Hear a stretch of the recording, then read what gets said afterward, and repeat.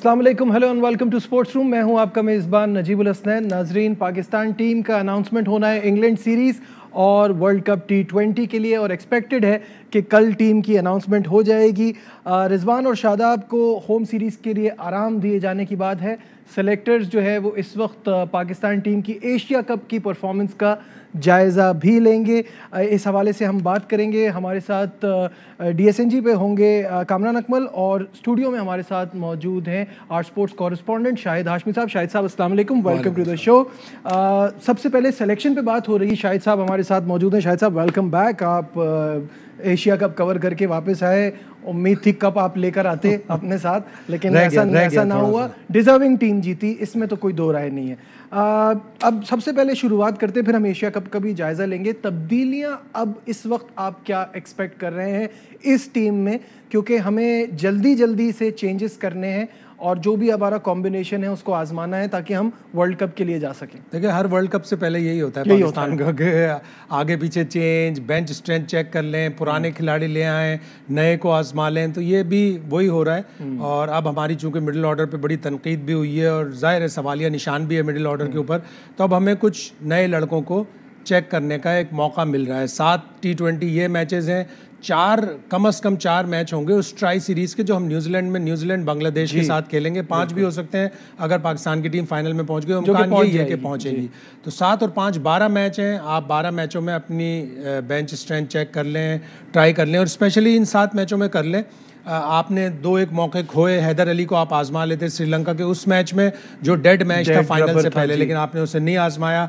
तो आपने अपने मौके खोए हैं बेंच स्ट्रेंथ चेक करने के। अब आ रही है बात कि जी कुछ प्लेयरों को, नए प्लेयरों को ट्राई कर लिया जाए। शान मसूद को ट्राई कर लिया जाए, रिजवान को रेस्ट करा के इस सीरीज़ में सरफराज या हारिस में से किसी एक को चेक कर लिया जाए, और शान मसूद को मिडिल ऑर्डर में मौका दे के दिया जाए। लेकिन उस पर यही बातें हो रही हैं कि बाबर और रिजवान ऑलरेडी आपके 2 एंकर्स हैं। 3 नंबर पे रिजवान आता है, 3 नंबर पे फखर आता है, फिर चौथे नंबर पे आप फिर एक एंकर रख लें। तो बहुत सारी चीज़ें ज़ाहिर है अब ये गौर करेगा, सिलेक्शन कमेटी सारा गौर करेगी, बाबर आजम से मशवरा लेगी, फिर कुछ से ज़ाहिर है रमीज़ राजा की भी होगी। वो कहते हैं कि वो इतनी मुदाखलत नहीं करते, लेकिन यकीनन कहीं ना कहीं उनसे पूछा जाएगा कि हम ये चेंज कर रहे हैं और इस तरह से।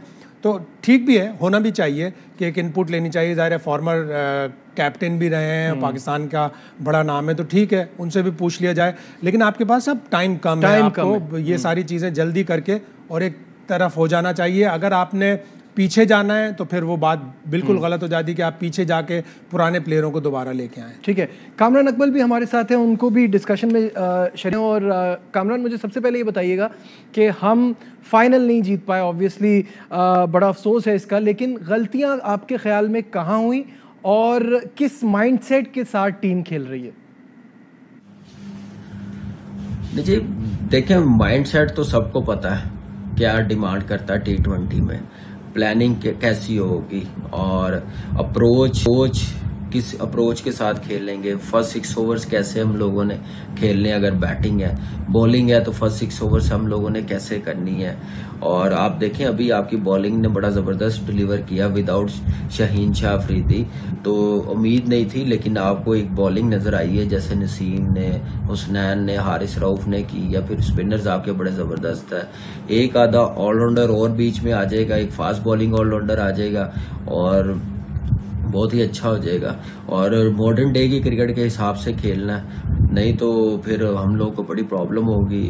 और टीम जो भी बने और जो भी प्लानिंग हो, ये सोचे कि ऑस्ट्रेलिया में वर्ल्ड कप है, उस हिसाब से बनाएंगे तो ज़्यादा बेहतर होगा। शायद साहब, माइंड की जो बात कर रहे हैं, कहीं कहीं हमको वो तब्दील करने की बड़ी ज़रूरत है, क्योंकि हम हमेशा बात करते हैं पावर प्ले को हम यूटिलाइज़ नहीं कर पा रहे। शायद सबसे बुरा पावर प्ले पाकिस्तान टीम का ही होता है बड़ी टीमों में अगर देखा जाए तो। फाइनल में भी क्रिटिसिज्म हो रहा है और कहते हुए भी अजीब सा लग रहा है, क्योंकि ICC रैंकिंग का नंबर 1 प्लेयर है और उस पर क्रिटिसिज्म हो रही है कि वो स्लो खेला, वो उस वक्त अगर थोड़ा सा तेज़ खेलता तो वो मैच हमारे हाथ से नहीं निकलता। तो ये माइंडसेट तब्दील करने की ज़रूरत है, बहुत ज़्यादा ज़रूरत ज़रूरत है। और कोच से जब हमने पूछा, हेड कोच सकलैन मुश्ताक के जी दूसरी टीमें बड़ी अच्छी क्रिकेट खेल रही हैं, फास्ट लेवल की क्रिकेट खेल रही हैं, उनका स्टाइल डिफरेंट है, तो उन्होंने कहा हम दूसरे लोगों की स्टाइल को क्यों अपनाएं, जो बिल्कुल एक मतलब ना समझ में आने वाली बात थी कि आपको अगर T20 क्रिकेट खेलनी है तो आपने अपनी T20 क्रिकेट को और फास्ट करना है। अब मैथ्यू एडन आएंगे, यकीनन वो यूसुफ की मौजूदगी में देखें कि अब वो क्या काम करते हैं। जब वो पिछले साल उन्होंने काम किया था तो बैटिंग कोच एज सच नहीं था कोई हमारी टीम के साथ, तो अब वो यूसुफ के साथ काम कर पाएंगे या नहीं कर पाएंगे ये भी देखना है। और रिजवान की जहां तक बात है, वाकई उसके शुरू के फिगर्स जब वो बैटिंग कर रहा होता है अगली लगते हैं। 16 बॉल में 16, 21 बॉल में 21, 30 बॉल में 30, 35 बॉलों में 34 रन और फिर 50, 47 या 45। फाइनल में अगर आप देखें उसने 47 बॉल में 50 किया, 2 बॉल में और वो 5 रन ऐड करके 49 बॉल में 55 रन बनाकर आउट होकर चला गया। वो ऐसी इनिंग्स नहीं थी जो 170 में, और अगर आपने करनी थी तो आपको दूसरे एंड से मारने वाला चाहिए था। दूसरे एंड से इफ्तिखार खेल रहे थे, 32 रन उन्होंने बनाए 31 गेंदों पे। वो मैच बनाते हैं और बना के आउट होकर चले जाते हैं। तो यानी आपके 2 बैट्समैनों ने 71 रन की पार्टनरशिप की, उसके लिए उन्होंने 59 बॉलें खेली। उसके बावजूद अगर आप 12वां ओवर देखें जो हसरंगा ने किया था, उसमें 14 रन बने। यानी 12 ओवर के बाद पाकिस्तान को 8 ओवर्स में 83 रन चाहिए थे। 8 विकेटें पाकिस्तान के हाथ में थी। बनते हैं 8 ओवर में 83 का मतलब 10 रन से बनते हैं, लेकिन वहां से आपने मैच हार दिया जो बड़ा मायूस कुन है। आपने 12वें ओवर के बाद अगले जो 5 ओवर थे, एक में 3, एक में 6, एक में 4, एक में 9 और 17वें ओवर ने तो आपकी जान ही निकाल दी। 2 रन बने और 3 विकेटें गिर गई, तो आप पूरा मैच वहां से हार गए। तो आपको अपना स्टाइल ऑफ प्ले 100% चेंज करना पड़ेगा। पूरी दुनिया कह रही है कि रिजवान और बाबर में से एक आदमी 3 नंबर पे आए, फखर ऊपर जाएं, तो आपको ये करके देखना चाहिए था एशिया कप में। अभी तक आपने नहीं किया। वल्लाह आलम आप इंग्लैंड की टीम के में अगर कर लें, सुनने में ये आ रहा है कि रिजवान को रेस्ट कराएंगे, तो आप जरा देख लें। अगर आप फखर और बाबर से ओपन करा के देख लें 1-2 मैच, हैदर को खिला के देख लें। फखर भी इतने टाइम से नहीं चल रहे कि उनके ऊपर भी अब क्वेश्चन मार्क आना। फखर ने भी बड़ा मायूस किया है, जाहिर है। इस पूरे टूर्नामेंट में 96 रन बनाए, अगर वो 50 निकाल दें हांगकांग का तो वो भी किस तरह से बने थे, बहुत ही बुरा उनका वो है। हांगकांग के खिलाफ ठीक है, उनके जाहिर घबराए थे वो, जाहिर है वीक अपोनेंट थे, हाँ मेन बैट्समैन नहीं थे। लेकिन फखर एक अच्छा प्लेयर है, उसका रन्स ना बनाना हेड कोच के लिए, कैप्टन के लिए, और पाकिस्तान टीम के लिए बिल्कुल ऐसा ही है। कामरान ये बताइएगा, बैटिंग में तब्दीली की जरूरत है, जैसे अभी शाहिद साहब से बात हो रही थी? देखिए, बैटिंग ऑर्डर में तो बिल्कुल तब्दीली करने की जरूरत है। अब चीफ सेलेक्टर साहब ने, बाबर ने और हेड कोच साहब ने देखना है कि कौन से बैट्समैन हम लोगों को आगे ऑस्ट्रेलिया वर्ल्ड कप खेलने जाना है, वहाँ पे काम आ सकते हैं। ये बैटिंग लाइनअप के साथ जा सकते हैं तो ठीक है, गुड लक, और फिर अच्छा भी करके दें। अगर समझते हैं कि ये नहीं कर सकते तो फिर अभी 11 से 12 मैचेस है T20 के, वो कॉम्बिनेशन बनाए जो वर्ल्ड कप में खिलाना है, और जो बेस्ट टीम बनती है वो बनाए, ना कि ताल्लुकात पे लाइकिंग डिसलाइकिंग पे टीमें बनाए, उसका नुकसान है। तो वही नुकसान हो भी रहा है, मैं पिछले 5-6 साल से कह रहा हूँ। तो ये नुकसान है पाकिस्तान की क्रिकेट का। पाकिस्तान की टीम समझ के और ऐसी टीम बनानी चाहिए जो पाकिस्तान को फायदा हो, अच्छी परफॉर्मेंस करे, अच्छा डिलीवर करे। शाहिद साहब, अभी कामरान ने बातों बातों में एक जुमला कहा जो अभी पिछले दिनों से काफ़ी चल रहा है, दोस्ती यारी से हट के, लाइकिंग डिसलाइकिंग से हट के। शोएब मलिक की एक ट्वीट भी आई थी जिसमें उन्होंने कहा कि जब आप दोस्ती यारी कब छोड़ेंगे, और ईमानदार लोगों का अल्लाह साथ देता है। तो इस पर क्या कहेंगे? देखिए, लाइकिंग डिसलाइकिंग से कोई नेशनल टीम नहीं बनती। एक आध प्लेयर ऐसा होता है जिसको कैप्टन पसंद करता है या प्रेफर करता है, आप कह सकते हैं। अगर वो उस्मान कादिर है तो उस्मान कादिर का मुकाबला किससे है? जाहिद महमूद से। जाहिद महमूद अगर 19 है तो उस्मान कादिर 20 है, थोड़ी बहुत बैटिंग भी कर लेता है, ठीक है। अगर बाबर को पसंद है तो आप बाबर को राइट देते हैं सिलेक्शन करने का। नहीं, लेकिन सवाल उठता है जब शादाब विकेट्स नहीं ले रहे होते, जब वो अपनी विकेट टेकिंग फॉर्म में नहीं होते, तो ऐसा लगता है जैसे उनको छुपाया जा रहा है। फिर कमज़ोर टीमों के खिलाफ उनको चौथे नंबर पर भेज दिया जाता है। Hasan Ali completely out of form थे, वो कैसे किसी इंजर्ड प्लेयर की जगह जा सकते हैं? तो इस तरह की चीज़ों पर सवाल उठता है और लोग सोचने पे मजबूर हो जाते हैं। लेकिन हसन अली आपका कोई मतलब ऐसा नहीं है कि कोई बिल्कुल ही गिरा पड़ा प्लेयर हो, आपको बहुत स्ट्रगल कर रहा है, आउट ऑफ फॉर्म जरूर है वो, और आपके पास सच कोई ऐसी एक्स्ट्रा ऑर्डिनरी चॉइस नहीं थी। लोग मीर हमजा का नाम ले रहे थे, लेकिन मीर हमजा मेरे हिसाब से रेड बॉल का ज्यादा अच्छा प्लेयर है। फहीम अशरफ थोड़ा पीछे चले गए, वरना ऑब्वियस चॉइस हसन अली की अगर होती है तो वो फहीम अशरफ होती है। और फहीम अशरफ आपको चाहिए किसी ना किसी फॉर्मेट में कि वो बैटिंग फास्ट बॉलिंग ऑलराउंडर है। लेकिन शोएब मलिक के ट्वीट पे मुझे थोड़ा डिसअपॉइंटमेंट हुई। शोएब मलिक का स्टेचर नहीं है, वो तीनों फॉर्मेट में पाकिस्तान के कप्तान रहे। इस तरह का ट्वीट करना कि जी फ्रेंडशिप चल रही है, आपने एक तरह से पाकिस्तान को पूरी दुनिया में बदनाम किया कि पाकिस्तान टीम का सिलेक्शन लाइकिंग और डिसलाइकिंग पे होता है, दोस्ती यारी में होता है। ऐसा नहीं है, एक आध प्लेयर होता है ज़रूर जिसको कप्तान या कोई और सिलेक्शन कमेटी प्रेफर करती है, और उसको ऐसा नहीं होता, उसका कंपटीशन होता है, उसका मुकाबला होता है। शोएब मलिक को ऐसा ट्वीट नहीं करना चाहिए था, वो शायद डेस्परेट हैं वर्ल्ड कप खेलने के लिए, लेकिन वो लग रहा है पूरी उम्मीदें हार चुके हैं। हाँ, उन्होंने 21 वर्ल्ड कप खेलने के बाद ज़्यादा क्रिकेट नहीं खेली उन्होंने। ठीक है, उन्होंने वेस्ट इंडीज़ की सीरीज़ के लिए कहा कि मैं यूथ को मौका देना चाहता हूँ, लेकिन वो कहीं ना कहीं क्रिकेट खेल रहे होते तो वो शुमार में होते, कंसीडरेशन में होते। मेरा ख्याल है शायद वो कंसीडरेशन में नहीं है, और अब उन्हें फ्रस्ट्रेशन हो रही तो इस तरह के ट्वीट कर रहे हैं। अब ये देखना है कि सिलेक्शन कमेटी और बाबर आजम पीछे की तरफ जाते हैं या नहीं जाते हैं। अच्छा कामरान, फील्डिंग पर क्या कहेंगे? शादाब अगर वो ना छोड़ते तो शायद नतीजा कुछ और होता। यार इस टूर्नामेंट में आप देखें कि सारी टीमों से ये मिस फील्डिंग हुई है। इंडिया वो कैच ना छोड़े आसिफ अली का, तो वो देखे कहाँ पे स्टैंड करती है। ये गेम का हिस्सा है, और शादाब से आप कहना चाह रहे हैं कि शादाब से ड्रॉप कैचेस हुए हैं, मैं समझता हूँ वो स्टिल सिर्फ पाकिस्तान टीम का नहीं, वर्ल्ड का बेस्ट फील्डर है, और ऐसा किसी से भी हो सकता है। और उसने बड़े ज़बरदस्त कैचेस पकड़े हैं, बेस्ट फील्डर है, बेस्ट ऑलराउंडर है, इस वक्त स्टेबल हुआ है, तो ये किसी से भी हो सकता है। ठीक है, होता है सम टाइम प्रॉब्लम, सोचता है बंदा, लेकिन आप ये देखें कि बैटिंग में क्या किया हमने। वहां पे 180 184 हम लोग चेज कर रहे हैं, उसी विकेट पे हम लोग 170 चेज नहीं कर रहे। फर्स्ट 6 ओवर्स में कैसे बैटिंग कर रहे हैं, विदाउट बॉल डिलीवर हम लोगों को 10 स्कोर मिल गया, तो 13 स्कोर पे हम लोगों ने ओवर फिनिश किया, जहां पे 20 रन करने चाहिए थे उसी ओवर में। तो ये छोटी छोटी चीजें, इस पे कंट्रोल करेंगे, काम करेंगे, तो रिजल्ट भी अच्छे आएंगे और परफॉर्मेंस भी आएगी। ठीक है, कामी कैच को बड़ा इशू नहीं समझते, लेकिन एक दफा मुझे याद है जावेद मियांदाद दुनिया के one of the best fielders थे। नेपियर टेस्ट 78-79 5 कैच छोड़े जावेद मियांदाद ने एक इनिंग्स में। तो किसी भी प्लेयर के साथ हो सकता है। शादाब बड़ा अच्छा फील्डर, एक ओवरहेड कैच आया, एक ओवरहेड कैच आया, एक डीप में कैसा कैच आया जो आसिफ अली के हाथ में आ गया था।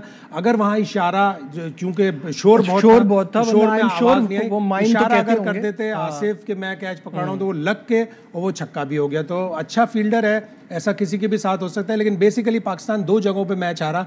जब आपने 58 पे 5 कर लिए चाहे थे आपको, तो आपको 1 विकेट और चाहिए थी, या तो राजा पाकसे की या हसारंगा की। वहां से आपने 58 की पार्टनरशिप करवाई, फिर अगली विकेट के लिए 52 की पार्टनरशिप हुई, और श्रीलंका आपसे 170 करके आखिरी 2 गेंदों में चौका और छक्का लगा। वो 10 रन आपको बड़े बड़े भारी पड़े। फिर लेकिन खैर वो 10 रन उन्होंने पहले ओवर में आपको वापस भी कर दिए बगैर किसी लीगल डिलीवरी के, और उसके बाद भी पाकिस्तान ने अपनी विकेटें हाथ में रखी थी।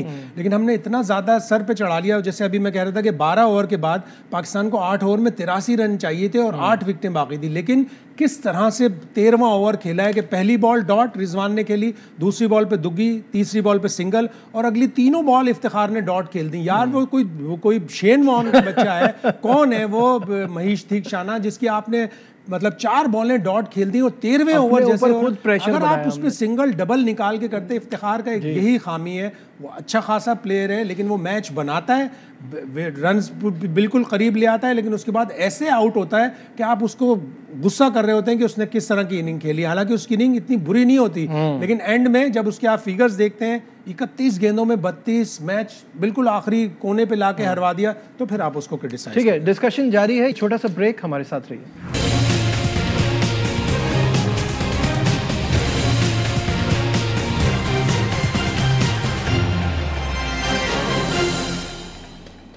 Glad to have you back once again to Sports Room। और हम बात कर रहे थे पाकिस्तान की एशिया कप में परफॉर्मेंस, क्या गलतियां वहां हुई हैं और इंग्लैंड की सीरीज से हमें क्या कुछ सीखना है। तो सबसे इम्पॉर्टेंट चीज़, और शाहिद भाई भी इससे एग्री करेंगे, हमारे लिए सबसे बड़ी परेशानी है कप्तान बाबर आजम का ना चलना। कामरान, आपसे जानना चाहूँगा, क्यों आपके ख्याल में बाबर आजम नहीं चल रहे? क्या उनसे गलती हो रही है? क्या बताएंगे? यार अभी नजीब 4 से 5 मैच हुए हैं, उस बेचारे से परफॉर्मेंस नहीं हुई और हम लोग उसके पीछे पड़ गए हैं। हमारा बेस्ट प्लेयर है और आप देखें कि ऐसे तो विराट कोहली को जो ट्रोल किया गया पिछले 2-2.5 साल से कोई परफॉर्मेंस नहीं थी, लेकिन उसकी पास की परफॉर्मेंस देखें, फॉर्म देखें, नाम देखें, तो मेरा नहीं ख्याल कि बाबर को इतना अर्ली हम लोग कहना शुरू कर दें। बेस्ट प्लेयर है, कप्तान है, वो कोई बैड फॉर्म की वजह से आउट नहीं हो रहा, अनलकी रहा है मेरे ख्याल से इस पूरे टूर्नामेंट में। जैसे आउट हुआ है, खेलता हुआ आप देखें कैसे लग रहा है। अब टांग पे बॉल है, छक्के वाला बॉल है, बाउंड्री वाला बॉल है, तो वो कैच हो गया, तो ये अनलकी है। और बाकी वो फॉर्म से निकल जाएगा, उसका रन्स करने का प्रोसेस बड़ा जबरदस्त है और आप देखिएगा अभी इंग्लैंड सीरीज में वही नजर आएगा, वही बेस्ट प्लेयर है। और इन चीजों की नहीं, देखिए आप यहाँ से चेक करें, प्रोसेस देखें कि बाबर आउट हो रहा है तो पूरी बैटिंग लाइनअप कितनी अंडर प्रेशर आ रही। बाबर की जिम्मेदारी नहीं, बाकी भी बैट्समैन पाकिस्तान के लिए खेल रहे हैं और उनपे भी थोड़ी जिम्मेदारी आनी चाहिए, रिस्पांसिबिलिटी उनको लेनी चाहिए, ना कि हम रिजवान पे और बाबर पे सारा मलबा डाल दें। इन्होंने अच्छा परफॉर्म नहीं किया, सारे ही अपनी फॉर्म की तरफ देखें और उनका क्या रोल था, उस हिसाब से इन सब ने डिलीवर किया या नहीं किया। ये काम मेरा और आपका नहीं है, ये जो टीम बनाते हैं उनका काम है। वो किस चीज के लिए बने हैं, चीफ सिलेक्टर और कप्तान, कोच, बाकी जो सिलेक्टर है। बहुत बहुत शुक्रिया। कामरान अकमल हमारे साथ थे और अपने ओपिनियन शेयर कर रहे थे। शाहिद साहब, ये आखिरी बात जो की है कि बाबर को लोग ट्रोल कर रहे हैं, ट्रोल से ज्यादा मेरा ख्याल है वो खुद परेशान है कि इस बाबर आजम की जो सपोर्ट है पीछे, वो परेशान है कि ये नहीं चलेंगे तो हमने तो देखा ही नहीं है ना इनकी ना चले बगैर टीम। जाहिर है 1-2 मैच नहीं थे, 6 मैच थे और 6 मैचों में हाईएस्ट 30 और वो भी 29 बॉल्स में। तो बैट पे आ तो रही थी बॉल, सारे एक्सपर्ट्स का यही मानना था कि बैट पे आ रही है बॉल, शॉट अच्छे लग रहे हैं, लेकिन बैड लक चल रही है। लेकिन बैड लक अब आपकी टीम के लिए बहुत ही बड़ी बैड लक चल रही है।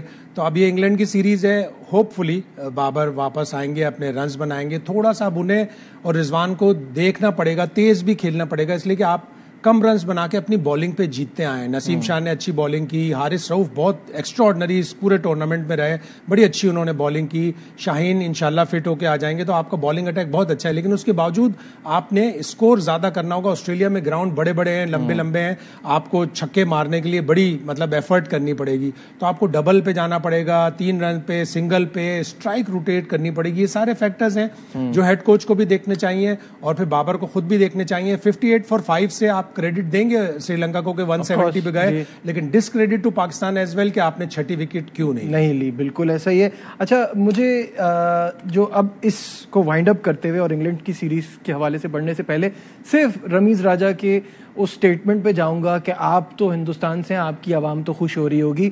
मेरे हिसाब से as a chairman, somebody who is representing Pakistan cricket board, ये जुमला ठीक नहीं था। वो शायद खुद बड़े स्ट्रेस में आ गए थे शिकस्त के बाद, जो कि उनको थोड़ा कंट्रोल करना चाहिए था। आप क्या समझते हैं? 2-3 शिद्दत पसंद सहाफी थे। वैसे ओवरऑल इंडिया के सहाफी अच्छे होते हैं, लेकिन 2-3 शिद्दत पसंद सहाफी जरूर होते हैं। उनमें से ये एक लड़का था जो प्रेस बॉक्स में भी एक लाहौर के जर्नलिस्ट को बार बार छेड़ रहा था कि आज तो तुम रोते हुए जाओगे। तो फिर मैंने उसको कहा कि ऐसा ना कहो, रोते हुए जाओगे, ये कहो कि श्रीलंका की टीम जीत जाएगी। तुम्हें अगर श्रीलंका की टीम की जीत पे खुशी है तो तुम खुश हो जाओ, इस तरह बदतमीजी ना करो। वही जब नीचे गया तो रमीज राजा बाहर निकल रहे होंगे, जाहिर है गुस्से में भी होंगे, मायूस होंगे कि टीम हार गई, तो उसने उसे कहा कि जी पाकिस्तानी शायकीन बहुत गुस्से में जा रहे हैं। तो रमीज राजा के स्टेचर नहीं है कि इस तरह खड़े हो और माइक के सामने उसको जवाब देते और कहते तुम तो बहुत खुश हो रहे होगे।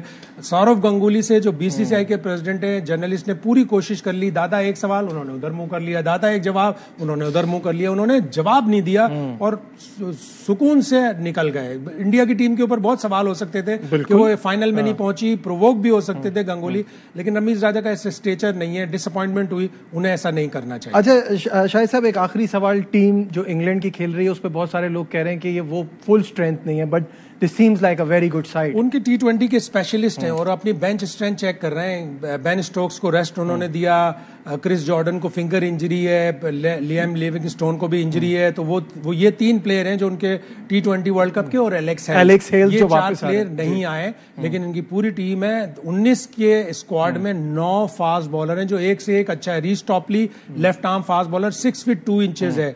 टॉम हेल्म 145-150 की स्पीड से बॉलिंग करता है, अनकैप्ड है। मार्क वुड वापस आए, क्रिस वोक्स वापस आए, मार्क ग्लीसन जिन्होंने बड़ी अच्छी परफॉर्मेंस दी है वो आए हैं, ल्यूक वुड एक अच्छे फास्ट बॉलर हैं। बड़ी जबरदस्त टीम होगी पूरी। सैम करन, फिर सैम करन बहुत अच्छा ऑलराउंडर है, फास्ट बॉलिंग ऑलराउंडर है। थोड़ी सी बैटिंग उनकी ऊपर नीचे है, लेकिन आपको वो टीम हैरान कर सकती है। वो हैरान कर सकती है और बड़ी मजेदार एक्साइटिंग सीरीज होगी। और सीरीज की तैयारियां जो है वो शुरू हो गई हैं। शोएब जट कराची से हमारे साथ हैं, नाइम कराची से हमें अपडेट करेंगे। जी शोएब। ये वही नेशनल स्टेडियम कराची है जहां पे इंग्लैंड की टीम आखिरी मर्तबा पाकिस्तान में खेली थी और अब उसी ग्राउंड पे इंग्लैंड की टीम आएगी दोबारा 2005 के बाद। अब लेकिन इस मर्तबा फॉर्मेट वो होगा जो उससे पहले उसने कभी भी पाकिस्तान में नहीं खेला था, यानी T20 क्रिकेट। और नेशनल स्टेडियम कराची 4 मैचेस की मेजबानी करेगा। 7 मैचेस की ये सीरीज है इंग्लैंड के खिलाफ और 4 मैचेस के लिए 4 का चौका वहां तैयार हो रहा है। 4 विकेट्स तैयार हो रही हैं। 13 विकेट्स का ये स्क्वायर है, जबकि 2 विकेट्स इधर और 2 विकेट्स उधर जो है वो ट्रेनिंग के लिए तैयार की जा रही हैं। इस टाइम ये आपको जरूर ग्रीन टॉप विकेट्स नजर आ रही हैं, लेकिन जैसे जैसे मैचेस करीब आएंगे इनकी ग्रास को छीला जाएगा और विकेट पे मजीद काम होगा। और ये जो 4 विकेट्स बनाए जा रहे हैं, यहाँ हाई स्कोरिंग गेम भी होगा और लो स्कोरिंग गेम भी होगा। लश ग्रीन ग्रास है, बेहतरीन किस्म का एटमॉस्फेयर होगा। और 20 नंबर को जब पहला मैच यहाँ पर होगा तो उस दिन टेम्परेचर जो है वो 32 के करीब होगा, यानी कि खुशगवार मौसम। और यहाँ पे चौके छक्कों की बरसात वाली क्रिकेट आपका इंतजार करेगी। आप यहाँ पे जरूर आइए। इसके साथ साथ पूरी दुनिया वो क्रिकेट का लाइव एक्शन देखेगी। एशिया कप जो हम नहीं जीत सके, लेकिन यहाँ से हमें जीत की खुशी जरूर मिलेगी। तो नेशनल स्टेडियम तैयार है, पाकिस्तान तैयार है, पूरी दुनिया तैयार है। इंग्लैंड को वेलकम करेंगे। परसों बताया जा रहा है कि दोनों टीमों के कप्तान मुमकिना तौर पे यहाँ पर न्यूज कॉन्फ्रेंस करेंगे कराची में। बहुत शुक्रिया शोएब जट हमारे साथ थे और नेशनल स्टेडियम कराची की तैयारियों के हवाले से अपडेट कर रहे थे। शाहिद साहब आपका बहुत शुक्रिया, कामरान अकमल ने हमें ज्वाइन किया, उनका भी बहुत शुक्रिया। आज के प्रोग्राम में बस इतना ही। दीजिए अपने मेज़बान नजीबुल हसनैन को इजाज़त। अपना बहुत ख्याल रखिए। अल्लाह हाफ़िज़।